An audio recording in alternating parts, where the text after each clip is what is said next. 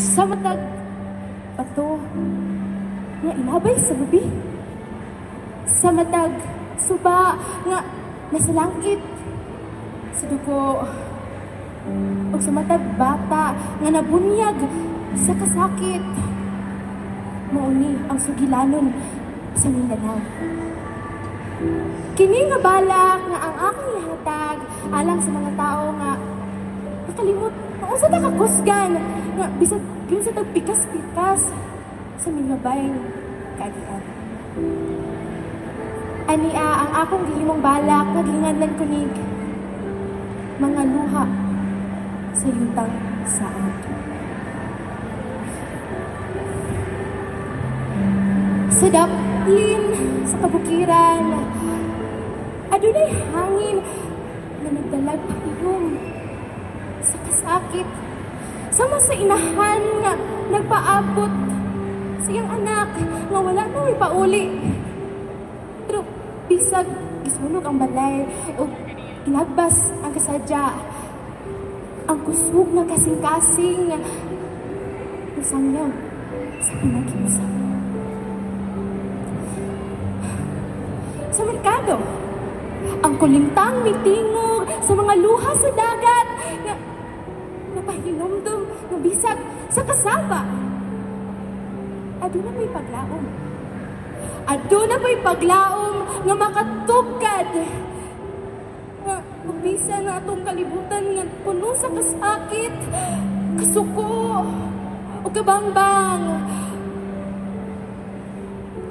Ang dughan sa kabataan magpabiling haligi. Pabiling haligi sa palinawon sa pag-agpo. Sa tunga, sa gabi, ang bulan ning tutok sa yuta, ang hilakan sa ulan. Sama sa nagasaksi sa mga lubong na atong kalibutan way ngalan. Pero sa ilubong ang atong subukan, moturok ang binhi sa kamaturan o inuod na paglaon. Sa kahayag, ang adlok subang sa mga mata na napulaan sa kahadlok.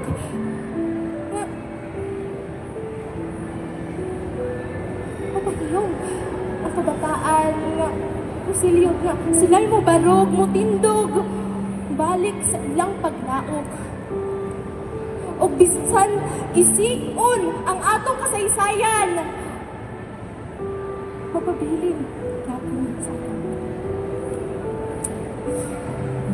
Ang Mindanao, mapabilin gapon, diri pagpabiling balay sa atong anak, sa atong kabataan nga kini mauni ang lugar kung asa nga hiling na kining lambigit at kahayag sa tuwa. Kini nga balak nagahimangno nga dili matabunan sa pamuang atong tingog, nga dili mapalong sa unos ang atong tanggo sa mga pagkamata, haylo, pag-usab ang kabataan sa Mindanao. Diri ra katangan